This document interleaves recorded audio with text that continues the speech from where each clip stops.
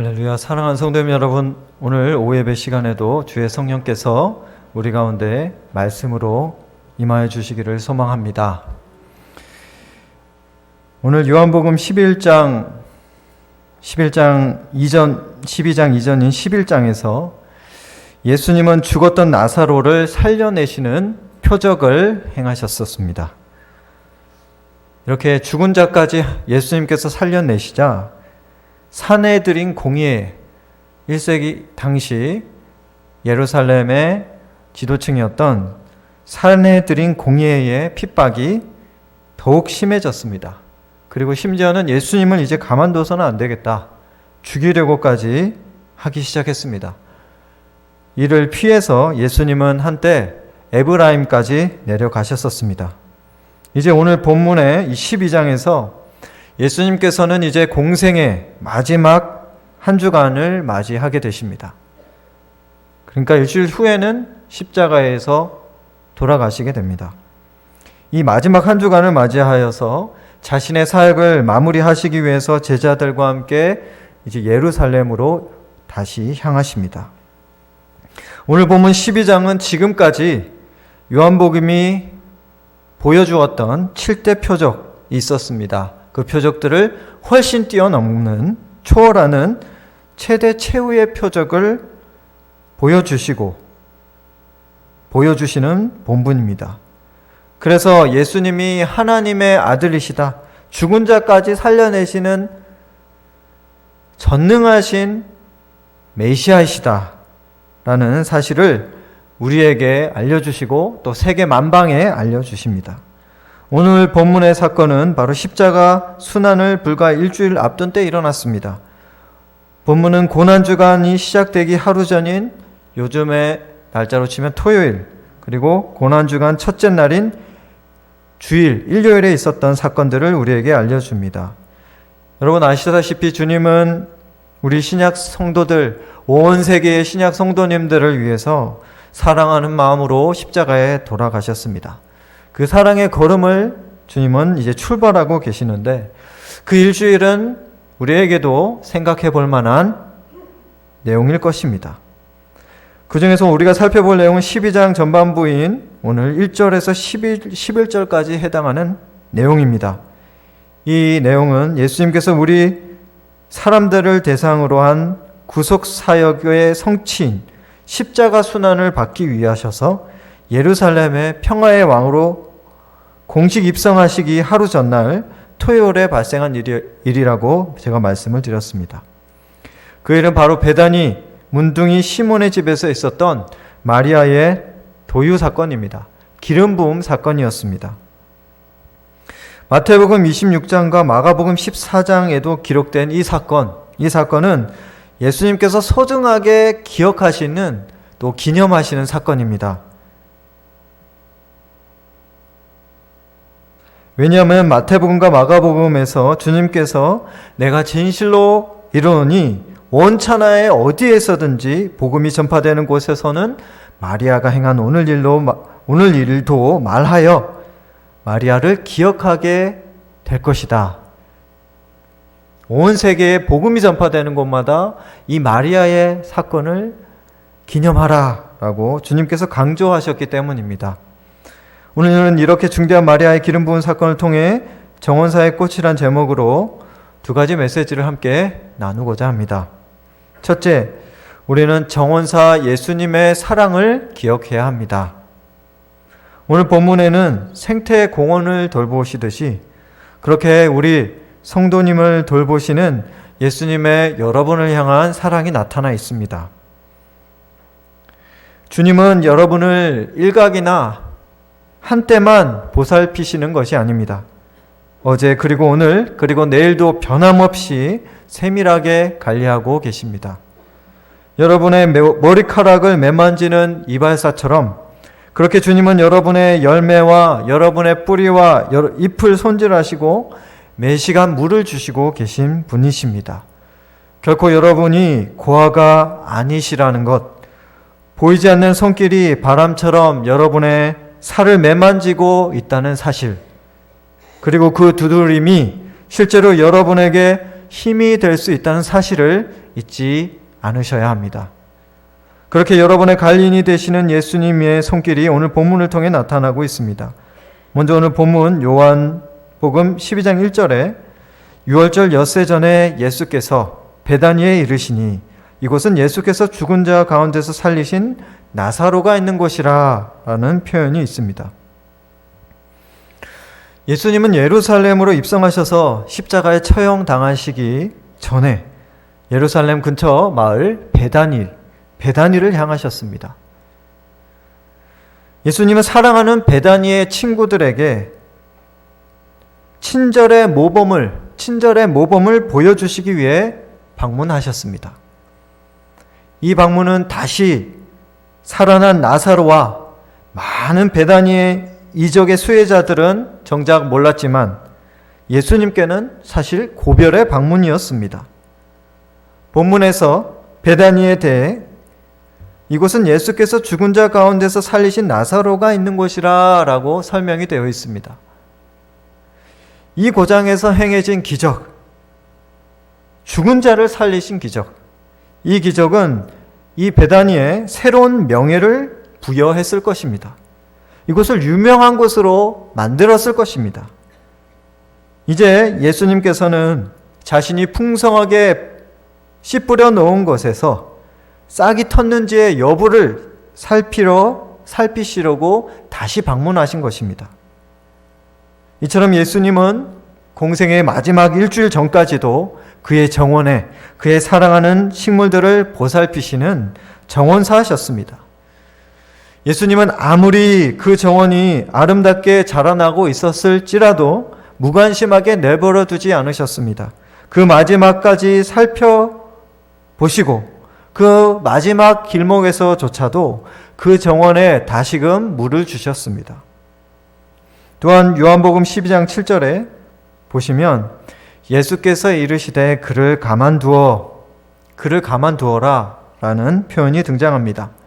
이 표현은 마리아가 예수님께 기름을 붓고 흘러내린 그 기름으로 발을 씻을 때에 이 마리아가 이제 예수님께 기름을 붓죠. 그리고 그 기름이 발까지 흘러내립니다. 그 흘러내린 기름을 가지고 머리카락을 통해서 발을 씻을 때 가룟 유다가 끼어듭니다. 그래서 그 행동에 대해서 비난을 퍼붓습니다. 이 돈을 가지고 차라리 가난한 자들에게 도움을 주면 더 낫지 않았겠느냐라고 마리아를 비난할 때 예수님께서 어떻게 하셨습니까? 마리아를 편드시면서 하시는 말씀이 이 말씀입니다. 그를 가만히 두어라 라고 말입니다. 이로써 예수님께서는 이 마리아의 친절을 내가 받아들였다 라고 공개적으로 표현을 하고 계십니다.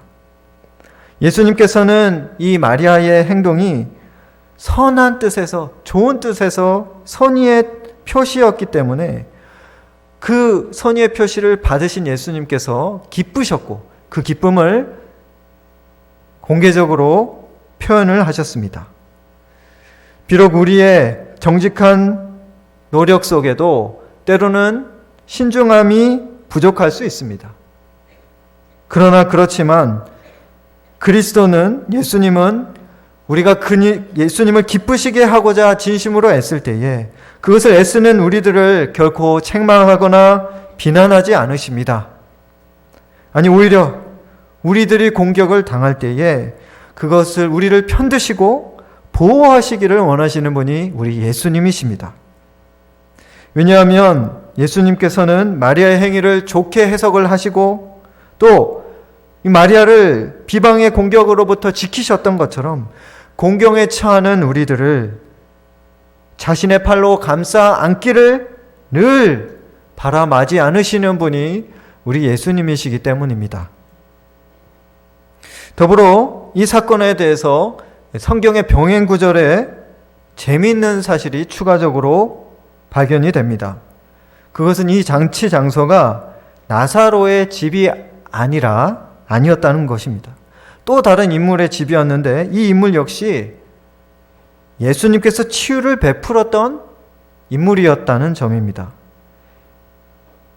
사실 예수님께서는 이 베다니 주민들의 안식일 잔치에 주요한 손님으로 초대되셨습니다. 그 자리에 나사로가 동석을 했습니다. 나사로와 마리아가 주인공이 아니고 주인집 주인이 아니었습니다. 마태복음의 기록에 의하면 오늘 연회가 벌어졌던 집은 오늘 본문에도 이름이 나오는 것처럼 예수께로부터 문둥병이 걸렸는데 예수님께서 치유를 해주셔서 남을 받았던 시몬의 집이었습니다. 이것은 마태복음 26장 6절에도 나옵니다. 이처럼 사실 나사로와 마리아뿐만이 아니라 베다니 전체가 당시에 이 생명의 주인이 되시며 모든 부정한 것들을 정결케 하시는 예수님의 권능을 체험하였었고 그 체험한 것을 찬양하는 축제로 들떠 있었던 분위기였습니다.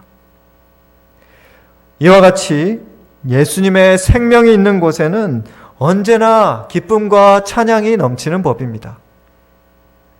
이처럼 오늘 본문의 여러 가지를 살펴볼 때에 우리 예수님은 어떤 분이십니까? 예수님은 생명의 주님이십니다. 생명을 또한 낳게 하시고 생명을 돌보시는 정원사이십니다. 여러분뿐만이 아니라 여러분의 가족들과 친지까지도 풍성하게 원하시는 생명을 공급하기를 원하시는 주님. 여러분이 죽음의 고통에 처하실지라도 그 죽음의 고통으로부터 여러분을 건지셔서 생명으로 이끄시는 분이 바로 우리 예수님이십니다. 종합해 보면 정원사 되신 예수님은 여러분을 죽음을 앞두고서라도 고별의 순간까지라도 이미 십자가를 통과하셔서 생명을 다 우리에게 쏟으실지라도 또한 재림 때 주님을 만날 그날까지 여러분을 돌보시는 분이시고 여러분을 보살피실 것이고 그 어떤 병충해와 거센 냉해로부터도 여러분의 성장을 지키실 것이고 뒷받침해 주실 분이십니다. 또한 여러분뿐만이 아니라 여러분을 통해 마리아, 나사로, 시몬까지 우리의 지인과 가족과 마을 사람들까지 주님의 풍성한 생명으로 함께 기뻐하도록 여러분에게 먼저 걸음을 지속적으로 공급하여 주시는 분이십니다. 그러므로 사랑하는 광성교회 성도님 여러분, 정원사 예수님, 여러분을 향한 그 예수님, 정원사 예수님의 사랑을 기억하시기를 바랍니다. 예수님은 여러분과 여러분의 공동체를 선질하실 것입니다.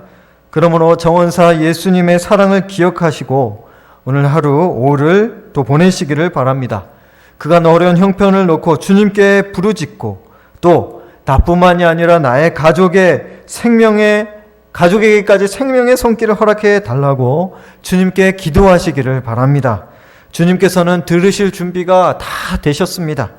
바라기는 주님께 기도하시고 생명의 공급을 받으시고 돌봄을 받으시는 저와 여러분이 되시기를 예수님의 이름으로 축원합니다. 둘째, 우리는 예수님의 꽃으로서의 사랑을 표현하셔야 합니다. 우리는 예수님의 꽃입니다. 우리가 예수님의 아름다운 꽃으로서 그 사랑을 표현해야 할 것입니다. 우리는 예수님의 아름다운 꽃입니다. 예수님께서 우리에게 피의 비를 내려주셨습니다. 십자가에서 그 사랑을 우리에게 다 표현을 하여 주셨지 않습니까? 우리에게 그분의 피를 내려주시지 않으셨다면, 그리고 그분이 우리에게 살의 걸음을 주시지 않으셨다면 우리는 아름답게 피어나지 못했을 것이고 지금 여기 한 사람도 이 성전 가운데 나올 수 있는 사람이 아무도 없었을 것입니다. 저와 여러분이 인정하시지 않으실지라도 예수님께서는 여러분이 우리 예수님께는 여러분이 생명값을 주시고 사신 한 송이의 아름다운 꽃인 것이 분명합니다. 그러므로 우리에게는 그 사랑을 받은 자로서, 그 아름다운 꽃으로서 그 향기를 발할 의무가 있습니다. 오늘 본문의 마리아를 통해 예수님께서는 우리에게 그분을 향한 반응, 우리가 그 예수님을 향한 반응이 어떠한지를 살펴볼 필요가 있다고 말씀하십니다.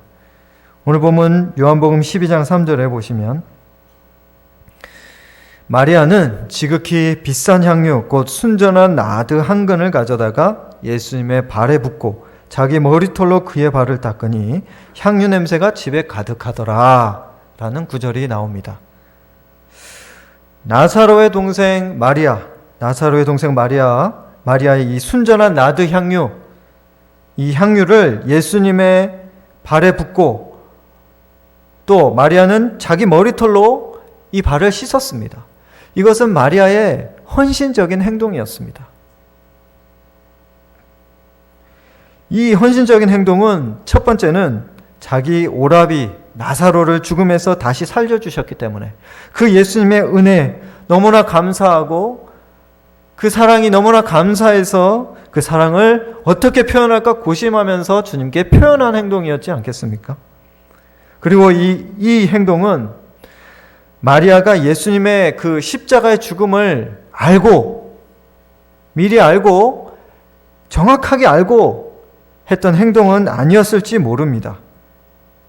그러나 결국 마리아가 했던 행동은 자신도 깨닫지 못하는 중에 예수님의 장례를 예비하는 그런 의미 있는 행동이 되었습니다. 마리아는 은혜 받은 자로서 향유로 감사의 마음을 표현했습니다. 그 사랑의 향수는 예수님의 마음을 물들였습니다. 그런데 우리가 여기서 살펴볼 것이 한 가지 있습니다. 여기서 향유는 상당히 고급 향유라고 합니다. 나드향, 고급 향품인 나드향인데 원어로는 나르도스로 언급되어 있습니다. 이 향유의 원산지가 동인도였고 전량 수입에 의존했다고 합니다. 당시에. 따라서 사실 가격이 엄청 비쌌다고 합니다. 실제로 2000년 전 당시에 1데나리온이 노동자 하루의 품삯이었습니다. 그러므로 본문의 향유 가격 300데나리온 1년치 품삯입니다. 그러니까 대략 3천만 원 정도에 해당하는 금액이었습니다. 그런데 놀라운 것은 오늘날로 하면 이 무게가 0.3375kg, 0.3kg의 향유가 담겨 있었는데 이 0.3kg 밖에 나가지 않는 이 비싼 옥합, 이 3천만 원짜리 옥합, 이 전부를 누가복음 14장 3절의 기록처럼 마리아는 단번에 깨뜨렸다는 겁니다. 단번에 깨뜨렸습니다. 그리고 요한복음의 문맥에 보면은 마리아는 이 향유를 전혀 아껴 쓴 흔적이 보이지가 않습니다. 왜냐하면 3절의 기록처럼 이 향유 냄새가 집안에 가득했다고 했기 때문입니다. 이처럼 마리아는 예수님께 자신의 모든 것을 드리는, 자신의 모든 것을 한꺼번에 기꺼이 표현하는 그런 사랑의 고백을 하였던 것입니다. 이런 진실한 고백은 성경 원어 연구를 통해서도 알 수 있는데 여기 순전한이란 단어가 나오죠. 순전한 향유옥합, 나드. 이 순전한에 해당하는 단어가 바로 피스티케스라고 합니다. 피스티케스. 그리고 이것과 비슷한 단어가 피스토스인데 믿을 수 있는 이란 뜻입니다. 믿을 수 있는. 이 말 자체, 순전한 이란 뜻 말 자체가 원어로 해석하면 어떤 뜻이냐면 믿음직할 때, 충실할 때 쓸 수 있는 말입니다. 또 불순물이 섞이지 않은 그런 뜻입니다. 그래서 개역 성경에 순전한 이런 뜻도 되고 새 성경에 보면 진짜라는 뜻도 있습니다. 어떤 해석을 따르든지 간에 순전하고 진짜하고 믿을 만한 그런 헌신, 그 헌신을 마리아가 예수님께 보여주었다고 성경은 이제 기록하고 있습니다. 마리아의 헌신은 진짜 순전하고 믿을 만한 것이었다라고 우리에게 알려줍니다. 제가 개인적으로 그런데 궁금하고 의문스러웠던 점은 앞으로 소개할 내용입니다. 여러분, 마리아가 향유를 깨뜨린 행위는 사랑의 행동이었습니다. 그러나 그 사랑의 근거가 있었다는 것입니다. 그 근거가 진리에 근거하고 있었습니다. 그 사랑의 근거가 말씀에 근거하고 있었습니다. 진리에 근거한 믿음을 표현하는 행동이었습니다. 이 세상의 흔한 사랑과 같이 단순한 감정에 기초한 그런 사랑 고백이 아니었습니다. 오늘 본문에서는 마리아가 예수님의 발을 씻는 겸손한 사랑의 고백에 초점을 두고 있습니다. 겸손하게 사랑을 고백하고 있습니다. 그러나 병행 구절에 보면 마리아는 처음부터 발에 기름을 부은 것이 아니었습니다. 처음부터 발에 기름 부은 것이 아니었습니다. 오히려 옥합을 깨뜨리고 나서 예수님의 머리에 부었습니다. 머리에 기름을 부었습니다. 그래서 마태복음 26장 6절 7절에서 이렇게 기록하고 있습니다. 예수께서 베다니 나병 환자 시몬의 집에 계실 때에 한 여자가 매우 귀한 향유 한 옥합을 가지고 나와서 식사하는 예수님의 머리에 부으니, 식사하신 예수님의 머리에 부으니라고 기록이 되어 있습니다. 두 구절을, 오늘 본문과 이 두 구절을 종합해 보면 어떻습니까? 두 구절을 종합적으로 해석하면 마리아는 예수님의 머리에 기름을 부었고, 실제로 그 기름의 양이 0.3kg였지만 충분한 양이었기 때문에 넘쳐서 예수님의 몸을 타고 발까지 흘러내렸습니다. 그렇게 흘러내린 기름으로 마리아는 예수님의 발을 자신의 머리털로 닦은 것입니다. 여러분, 이것이 무엇을 의미하겠습니까? 머리에 기름을 부은 사건이 무엇을 의미하겠습니까? 마리아는 이스라엘 율법을 따라 예수님의 머리에 기름을 부었습니다. 예수님께서 기름 부음 받은 자, 예수님 당신은 정말로 기름 부음 받으신 자라는 것을 신앙, 그 진리를 신앙으로 고백한 것이었습니다. 구약시대에 왕과 제사장과 선지자가 머리에 기름 부음을 받았습니다. 기름 부음 받은 자, 이것이 히브리어로 메시아라는 구원자라는 뜻입니다. 그래서 결론적으로 이 구속 사역을 최종적으로 이루시는 분, 십자가 순환을 앞두고 당신은 구속 사역을 최종적으로 이루실 수 있는 분입니다 라고 마리아는 예수님을 메시아이고 구속주이시다라는 것을 구체적으로 진리에 근거해서 표현한 행동이었습니다. 사랑하는 성도님 여러분, 마리아는 예수님의 말씀을 통해 발치해서 말씀을 많이 들었지요. 마리아는 이 예수님의 말씀을 통해, 그리고 시체 냄새가 펄펄 나는 자신의 오라비를 살려내시고 나서 함께 지금 식사를 들고 계신 그 예수님을 바라보면서, 그 상실의 눈물을 씻어주시는 예수님을 바라보면서 그분의 발을 머리카락으로 매만지며 그분께 믿음으로 고백하고 있는 것입니다. 예수님, 당신은 메시아이십니다. 그러하기에 제가 드리는 전 재산의 기름마저도 당신의 고귀함에 비할 때에는 가치가 없는 것과 마찬가지입니다. 그러하기에 당신을 제 손이 아닌 제 머리와 머리카락을 들여 씻기나이다. 그러하기에 당신의 가장 높은 머리가 아닌 가장 낮은 발을 겨우 씻길 수 있나이다. 그렇게 가장 낮은 곳으로부터 당신을 사랑합니다 라고 마리아는 고백하고 있습니다. 마리아에게 예수님은 친구 같은 구원자이셨고, 마리아에게 예수님은 상실과 절망 속에서 구원자 메시아이셨습니다. 그 받은 은혜가 너무나 절절해서 마리아는 유대 관습상 없는 일을 타인의 시선을 아랑곳하지 않고 잔치 자리에서 행하지 않을 수 없었던 것입니다. 천하보다 귀한 강성교회 성도님 여러분, 마리아만 그랬습니까? 저와 여러분은 그랬지 않습니까? 예수님은 여러분에게도 친구 같은 구원자 아니십니까? 상실과 절망 속에서도 그 중에서 찾아낸 구원자 메시아가 우리 예수님 아니셨습니까? 예수님은 본문을 통해 말씀하십니다. 지금 내가 너에게도 그러하단다. 나는 너의 곁에서 함께 오라비와 식사를 나눌 만큼 친밀하게 너와 말씀하는 사람이다. 너의 가장 깊은 절망을 치유하기를 원했고 실제로 구출해낸 너를 사랑하는 구원자란다 라고 절절한 사랑을 전하십니다. 내가 어떻게 생각하든 이 마리아의 고백처럼 아름다운 사랑 고백을 나는 너를 통해 받았고 나는 그것을 결코 잊지 않고 있단다 라고 하십니다.